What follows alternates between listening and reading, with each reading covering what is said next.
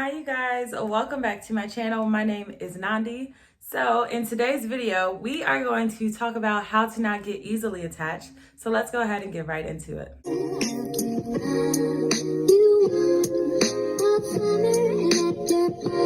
Before I give you guys some tips on how to not get easily attached, I'm going to tell you some of the signs that you may be attached to someone. So the first sign is that you're emotionally dependent. So what this means is that your emotions depend on that other person. So if that other person is angry or mad or happy or upset, your emotions pretty much mimic that. Like you could be having a fantastic day and then they are like in a shit mood. And so then now all of a sudden you are also in a shit mood. The next sign that you are easily attached to someone is that you are overly invested in their life. And this can mean that, you never let them do anything by themselves. You are just so gung-ho, like, about all their problems. And obviously, like, when you get with someone, this is like relationship based, but like when you get with someone, obviously, like, you want to make sure that they're good. You want to make sure that the problems are taken care of. But there's a difference between like, just making sure that someone's all right and like being overly engrossed in their life. And the next two signs that you may be attached to someone is that it is difficult when you all are apart and you also feel like they complete you. So if that sounds like you, then definitely keep on watching. I'm going to show you some tips on how not to get as easily attached. So the first way to not get easily attached is to get clear on what you want. And I literally cannot stress this enough. There is like the, what's it called? The sneaky link thing. First of all, okay, I've sounded like somebody's auntie. So now they're doing like, see, I'm sounding like somebody's auntie, y'all. Okay, so people want to have like their sneaky links or whatever, and that's fine. Like their friends with benefits. It was friends with benefits when I was growing up, so I don't know. But their sneaky links, their friends with benefits, like whatever you want to call them. Like if you can understand like what you guys are and how that whole process works, then by all means do your thing. But the issue is that a lot of people end up in situations like that and then they realize, oh, I actually like this person. And so now you have all these feelings for this person and the person is like, well, that's not what we're doing. So get clear on what you want. If you are looking for a relationship, then do not go out and pursue someone who only wants to be casual or only wants to be friends. And if you are someone who only wants to be casual, then don't go out there and talk to someone that wants to be in a relationship.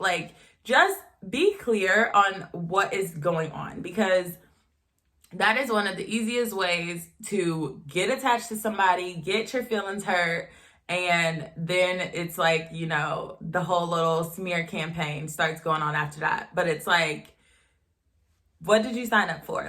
You know what you signed up for. So make sure that you are getting what you actually want. Okay, the next tip is to not get physically intimate. And obviously we've heard like multiple guys say this before. At the end of the day, I feel like it is your body. And at the end of the day, it is your own discernment. But I think that if you feel like your discernment is maybe not the best, then you could obviously do like the 90-day rule. I personally don't think that you have to put like a time limit on it. I just feel like it's something that you should do when you're ready. And like I said, because I feel like it's something that you should do when you're ready, that's something that you can do at any point. But however, I do suggest if this is someone that you are just getting to know, and obviously depending on what you want, like for instance, if you want a relationship, and you first meet someone and you've went on a couple dates with them, maybe not rush to get as physically intimate. So that way you'll just be able to get to know that person. I think the more you know about that person before you introduce sex into any relationship, then the better. This next tip is going to sound a little backwards if you're trying to get to know someone, but it is limit your contact with them. So obviously, when you meet someone, you may be the type to like get super excited, want to text them all the time, hang out with them all the time, and everything like that. That's cute. You know what I'm saying? You're in your fairy tale phase. That's adorable. But, you definitely want to make sure that you keep some type of distance, because one, you need to make sure that you stay your own person. Two, you need to make sure that you keep all of your interests and your hobbies. Make sure that you're, don't like be blowing off your friends to go hang out with this person that you just met. Don't be blowing off hanging out with your family or doing things that you need to do for yourself. In no way am I saying like play games with them. Like, I'm not saying, oh, they text you and you take 4 hours to text them back. Like, no, that is playing a game.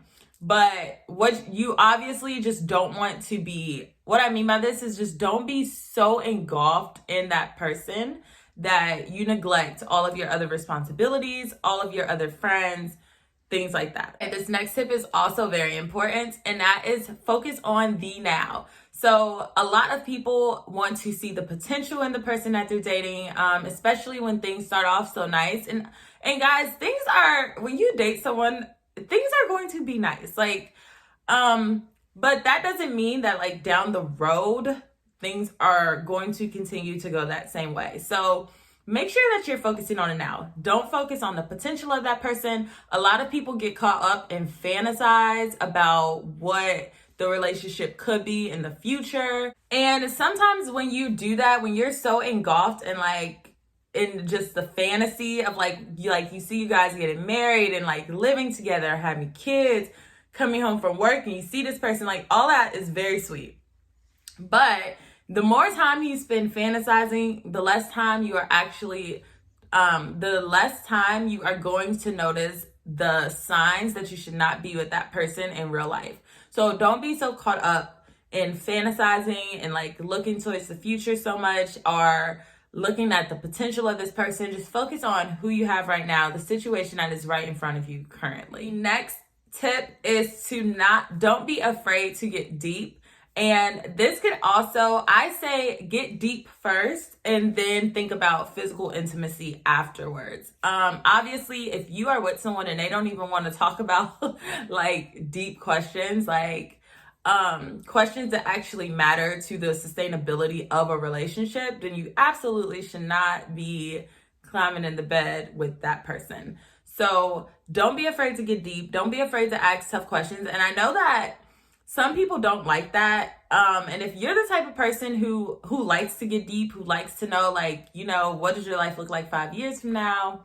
What do you plan on doing when you have kids? Where do you plan on living? Like, et cetera, et cetera. I think that those are important questions to ask someone to get to know them. But again, if you are with someone, who turns their nose up at deep questions, then that just gives you a broader sense of like, maybe this is not the type of person that you need to be with. Obviously, the next tip is going to be know your worth. Y'all knew I was going to throw that in there because it is very important. Make sure that you are getting what you deserve. And of course, if you think that you deserve shit, then that is exactly what you're going to get. Okay, so feel like you deserve better. Know that you deserve better. Know that you deserve someone who's going to treat you exactly how you want to be treated. And then the last sign is to don't expect this person to fulfill all your needs. And I really hope that you guys already know this one, but just in case you don't, one person cannot be everything to everyone. And that is why you have friends. That is why you have family. There are multiple different people.